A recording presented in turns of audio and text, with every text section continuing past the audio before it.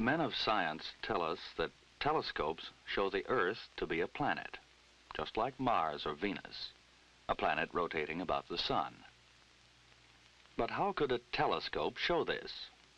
After all, you can't stand off in space to look at the Earth through one. Really then, on such evidence, is the Earth a planet after all?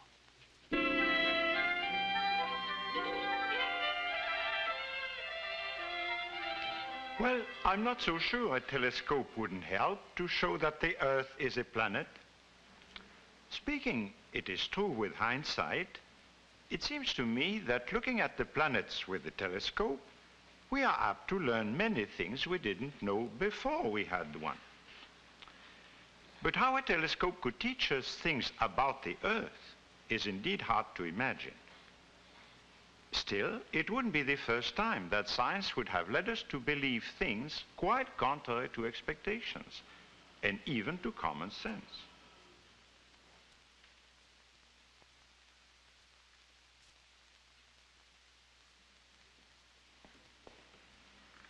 So potent a force is science in transforming our material civilization that very few of us question the statements made by scientists, even when they plainly contradict our ordinary sensory experience. Nevertheless, apparently absurd conclusions of science are justified. In particular, as this story unfolds, the dramatic effects on science of the introduction of a new instrument that enables the scientist to transcend the limits of ordinary experience will be seen. Now, to say that the Earth is a planet is to establish a similarity between the Earth and those star-like bodies, Mercury and Venus, Mars, Jupiter, and Saturn. The stars that we see on any given night appear to us to be a series of bright lights set out against the dark draperies of the heavens. These stars are usually arranged in groups. Groups have names like the Great Bear, the Little Bear, Orion's Belt, Cassiopeia's Chair, and so on. The assignment of stars to groups or constellations is, of course, purely arbitrary. They're intended to serve as an aid to memory. For instance, there's nothing about the group of stars which is called the Great Bear to suggest a bear rather than a pig or a beautiful maiden. But if we take the whole group of stars and arrange them in constellations or groups on an astronomical globe, which is like a globe of the Earth, except that instead of showing continents, we show all the different stars arranged here in constellations, we can represent on this globe the way the constellations at night rise in the east and set in the west. And as the year progresses through the seasons, new constellations will be seen in the night sky. Some of the other constellations will disappear. Now, the amazing thing about these stars is that although they appear to move in the course of a night through the heavens as a whole, the relation of each one of these stars to its neighbors is fixed and determined. It's just about the same today on a star globe like this as it was at the dawn of history. Now, for this reason, the stars are known as fixed stars. They're fixed with respect to one another in constellations, and each of these constellations is fixed with respect to the other constellations. But what we call the planets, Mercury, Venus, Mars, Jupiter, and Saturn, are brighter than the fixed stars, and their positions in the heavens are not fixed, either with respect to one another or even with respect to those fixed stars in the constellations. Now, the motion of a planet with respect to the fixed stars can't be seen in the course of a single evening, but a month is long enough to show that a difference appears between the place where we see a planet in the stars and where it will be seen at a later time. Here is a chart of the heavens. You observe on it that there is a series of stars that are shown and a single line which indicates the path along which Mars moves from one month to the next. So one of the features which distinguishes a planet from the fixed stars that we see in the heavens is not only the fact that a planet wanders with respect to the fixed stars, but that sometimes it wanders toward the east and sometimes toward the west. In fact, the very name planet comes from the Greek word planetos, which means wanderer.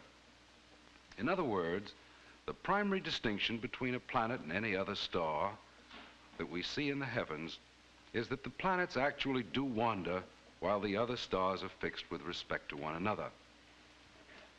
Now, if we turn to the historical record, we find that from ancient times, say the period of the Egyptians, until about a little more than 300 years ago, most people thought that the Earth was at the center of the universe, that all apparent motions observed in the heavens were actual motions. It was believed that the Earth was fixed in space, that it was immobile, and that the heavens turn around the Earth, as we see at night when we watch the heavens rotate. We see the sun and moon rise and set. We see the planets rise and move through the heavens, moving with respect to the Earth. Now, the sun and moon are not fixed with respect to the stars, and so they used to be called planets too. So the ancient list of planets includes, first of all, the moon and the sun, and then Mercury and Venus, Mars, Jupiter, and Saturn. From these 7 wanderers or ancient planets, we derive the names of the 7 days of the week. Sunday is, of course, the sun's day, moon is the moon's day, and Saturday is named after Saturn. This old system astronomy, in which the Earth was considered to be at the center of the universe, had the planets Mercury and Venus and Mars, Jupiter, and Saturn, which look like stars to us when we go out at night, to be real stars. And like the other stars that exist in the heavens, these planets were thought to revolve around the sun and to shine by some inner light just like the other stars. And so there was a simple homogeneity in the conception of stars. The planets and the fixed stars both moved around the Earth, and the Earth was different and was not a star. The sun, it was held, was like a star. It shone by its own light, and so it was plainly reasonable that the sun and the moon should move around the Earth. The moon, however, the nearest of all the astronomical bodies to the Earth, was conceived to be a little different. It was halfway between being Earth-like and star-like. The moon, of course, doesn't look like the fixed stars or the sun and the planets. It doesn't have any light of its own, and it was soon realized in Greek times that it was a huge, smooth, opaque ball which receives its light from the sun. Now, if this is so, half of the moon is always illuminated by the sun, while the other half must remain in darkness. Over here, we have a model to show why the moon gives us the appearances that it does. Over here, I have a large opaque ball, and over here, I have a spotlight which can serve to illuminate that opaque ball. Suppose I were to look at it from this direction, then what I'd see is the whole disk of the moon illuminated, a condition that arises when the moon is full. Suppose now I were to look at this opaque ball and spotlight in this direction, then the part of the moon which is illuminated and which I see is just 1/2, which corresponds to the condition of the moon when we see the first quarter. If I move over here and look at my spotlight and opaque sphere from this direction, then we see the appearance of the moon in the last quarter. And finally, if I look at the globe and spotlight from this direction, what I see is simply the opaque or unlighted side of the moon, but I may be able to notice a very tiny crescent on one side, giving us the appearance of the moon in its very last period of visibility or in its first period of visibility. This type of demonstration was actually conceived by the ancient Greeks, and it was conceived by them to explain why the moon shows the phases that it does. But the fact is that even though people generally conceived that the moon was more Earth-like than the other stars or the planets or sun, it was still generally thought that the moon must be a perfect sphere and that some unknown phenomenon, some optical phenomenon of which people had no idea, was responsible for the markings on the moon. Now, this is discussed in all the older literature. For instance, in the third book of Dante's Divina Commedia, there's a long discussion between Dante and Beatrice as to why the moon, which is a perfect sphere, should nevertheless look to us the way it does, some parts being dark and some parts being light, and even having the appearance sometime that there's a face to be visible, the face of the man in the moon. Well, this system was challenged in antiquity, for there were a few people who had the idea that maybe the Earth isn't at the center of the universe. Maybe the sun is located at the center. But of course, there's an obvious objection, because this scheme implies that the Earth and the planets, Venus, Mercury, Mars, Jupiter, and Saturn, are all alike, since all of them move in the same way around the sun. The idea was very repugnant. One of the primary reasons that nobody liked it was that it implied that the abode of man, this solid Earth on which we stand, that this was something which is rushing through space. How much more comforting to think that the Earth is standing still. Then there's another problem. Because in view of what man considered the universe to be like, it was much more reasonable to think that the Earth was unique, different from the planets and not the same. For the Earth is the only place where man lives, and presumably the only place where life had been created. So the Earth was really, in most men's opinion, different from the planets and surely not the same.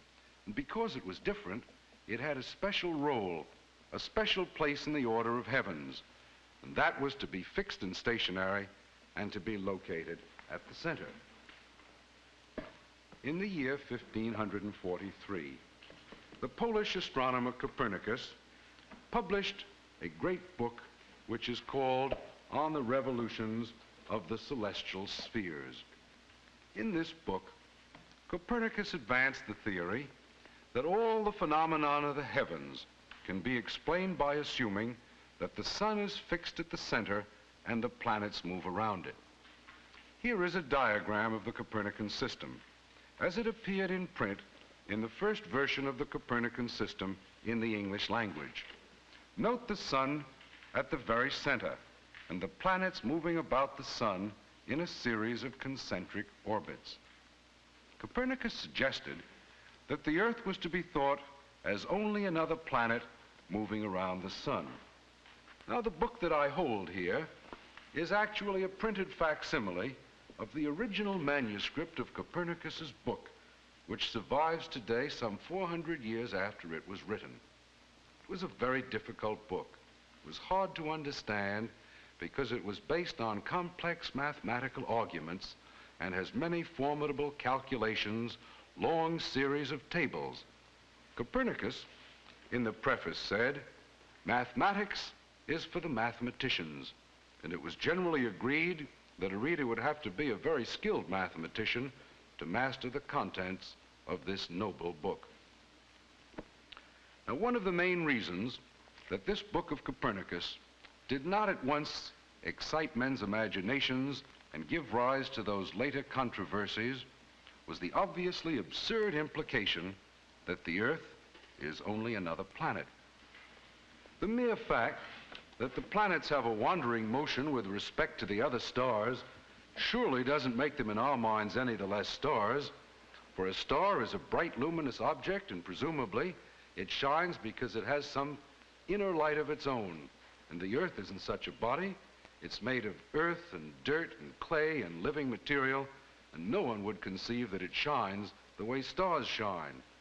I think we can see, therefore, how philosophically absurd it was, and how contrary to every possible conclusion of common sense applied to experience, to take that statement of Copernicus, the Earth is merely another planet.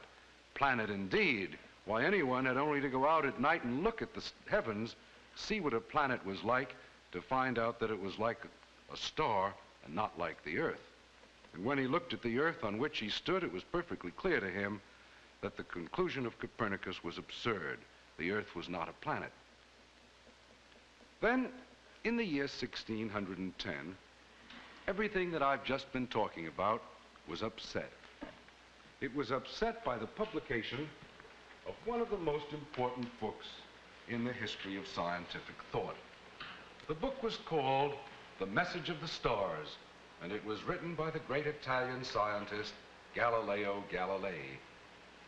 Here we have his picture, and up in the corner of this picture is shown the instrument in a somewhat fanciful reproduction, a cherub looking through a tube-like device in order to see what the heavens are like. Even more than a dozen years before this book had been published, Galileo had become a convert to the ideas of Copernicus, but he hadn't found any way of convincing anybody that the new system was better than the old. And then, in 1609, 1 year before that book was published, Galileo heard, as he said, rumors that a new instrument had been made by putting two lenses together. No one knows where this device was invented, when, or by whom. Presumably the invention was in Galileo's native Italy, since a telescope had been brought to Holland, which said on it that it had been made in 1590 in Italy. And by 1609, a number of such instruments had appeared in Holland. They were all made by combining two lenses together. Now, one of these lenses was a positive lens. By positive lens, we mean that it's very thick in the center and rather thinner at the edges. This positive lens has the property of enlarging.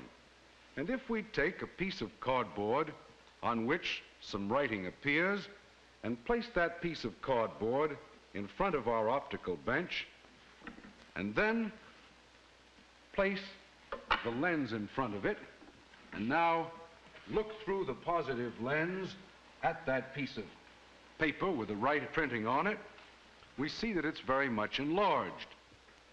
The second lens is a negative lens. It's a lens which is very thin at the center and rather thick at the edge. And this lens has just the opposite property. This lens makes things look small, or is a reducing lens. And if we place this here, then as you can see, the letters look very, very small. Now, in making the early telescope, two such lenses are used. The positive lens placed here, the negative lens placed here. And if I now look through this combination with the negative lens near my eye and the positive lens far away, we get an enormous magnification, as you may see, something that makes things look very large, or that makes us have the possibility for the first time of seeing what distant objects are like. This was the first telescope. Now, the modern telescope is somewhat different, but the principles of this early one are still used. It still is often called the Galilean telescope. It's used in the common opera glasses, in which we have a negative lens here placed near the eye and a positive lens placed here, just as in the combination of lenses which we showed a moment ago. Now, when Galileo heard the rumors of this new instrument, he went at once to his workshop and began to experiment with combinations of lenses, and he quickly produced such an instrument. And when he had done so, he recognized that the one thing this instrument might really do was to answer the question as to whether the Earth is unique and different from the planets, or whether those planets might be like the Earth. And he thought that he might even demonstrate that the conclusions of Copernicus were reasonable and not absurd. The first thing he looked at was the most prominent thing in the heavens, the moon. And here is a woodcut made from that early book, The Message from the Stars, which shows what Galileo saw. Our telescope enables us to see more detail, and to us the moon looks something like this. What's most impressive is the way the moon really looks something like the Earth. Here are obvious mountains sticking up, and here are what appear to be oceans or seas, and here is a kind of coral atoll like we would see in the Pacific Ocean. Here are continents, and here even are islands. With one view through the telescope, that old distinction between the Earth and Moon disappeared. The Moon was obviously not a smooth, opaque disk. It was certainly Earth-like. Later on, Galileo found that there really isn't any water on the Moon, and so presumably there is no life, but it was plain from that very first view that the Moon is corrugated and rough and full of mountains like the Earth. Here we have a close-up of the Moon as seen through the modern telescope. There are little dots of light that can be seen here and here. These are mountains, and Galileo realized that these mountains were so high that they could still catch a little bit of the sun's light, even though their lower portions were in shadow in the dark part of the Moon. Galileo calculated what the distance would be from these bright spots to the boundary between the dark and bright part of the Moon. And from these data, he computed the height of the mountains. They came to about 4 miles, or about 2/3 as high as the highest mountains on the Earth, like Mount Everest. Now, at certain times, Galileo found that the telescope showed that a certain amount of light was being reflected into the dark part of the Moon, a light which couldn't be seen easily with the naked eye but with the telescope. In this picture, we see on one side the Moon as it normally appears to us, a sort of crescent, and then the remainder of it shows us the carefully seen part that shows through the telescope, in which we can see the fine markings indicating that a certain amount of light must be getting into the dark part of the Moon. Where could it possibly come from? Galileo studied this question at great length, and finally he concluded there was only one possible place: sunlight, light from the sun striking the Earth and being reflected into the dark part of the Moon. Now, this was a great discovery, and we can't overestimate it, for it shows that even though the Earth can't shine from any inner light, it does shine, and it shines because it reflects the light from the sun, just as the Moon reflects the light which it receives from the sun. So, said Galileo, if there were an observer on Mars, he would see the Earth shine just as we observers on Earth see Mars shining. Now, one of the most interesting of all the discoveries that Galileo made with his telescope was the fact that around the planet Jupiter there's a system of 4 moons, and these moons move around Jupiter just as our own moon moves around the Earth. Another similarity between a planet and the Earth. Nobody could say anymore that only the Earth has a satellite or companion, a moon, and is unique. Jupiter has not only 1 moon, but 4 of them. But probably, of all the discoveries that Galileo made, the most important for the Copernican system was the appearance of phases in Venus. Here is a diagram. It shows us how Venus would appear to an observer on Earth if Venus, like Earth and Moon, is merely a dull piece of matter, a sphere, with no light of its own, but shining by reflected sunlight. Suppose we were to see Venus here. Then we'd see a perfect circle, just as before we demonstrated the condition to be when we see a full moon.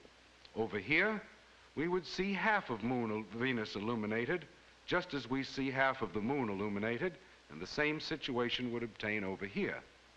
At this point, we have the appearance of the Moon at first quarter and the other at last quarter.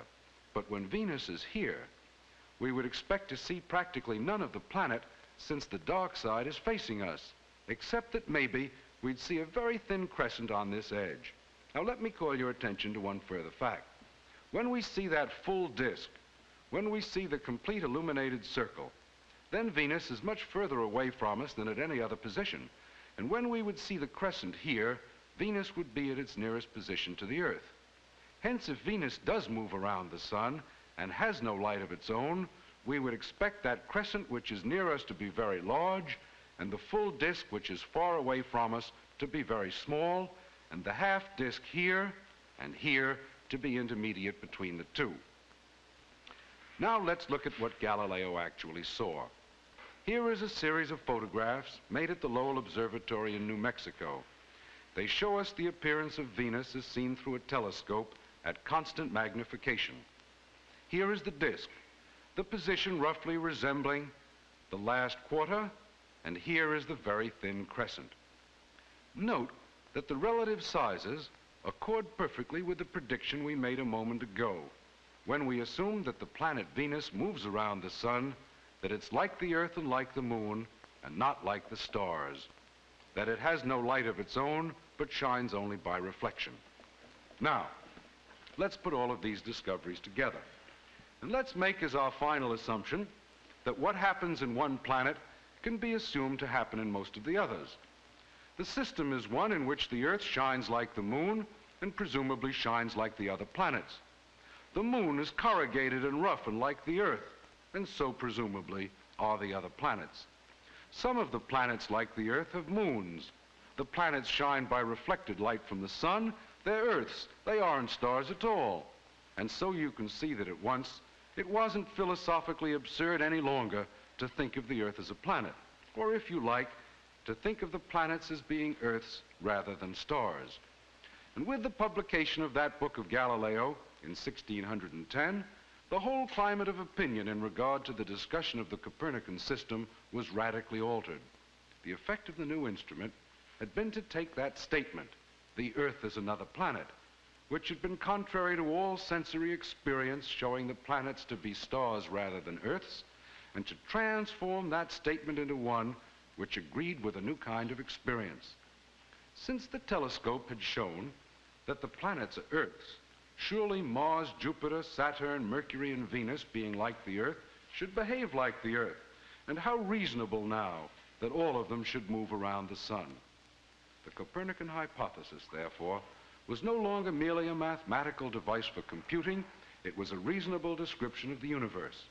And so we can understand why Galileo's message from the stars created such a sensation. All of the traditional ideas of the universe as a small, tiny place, the fixed, immovable center, had to be abandoned.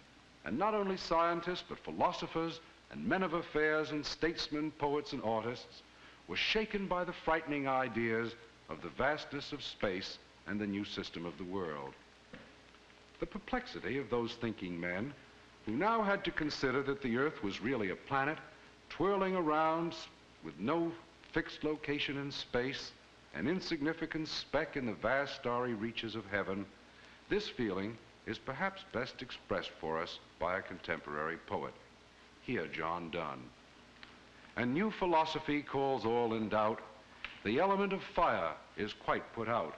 The sun is lost and the earth, and no man's wit can well direct him where to look for it. 'Tis all in pieces, all coherence gone, all just supply, all relation.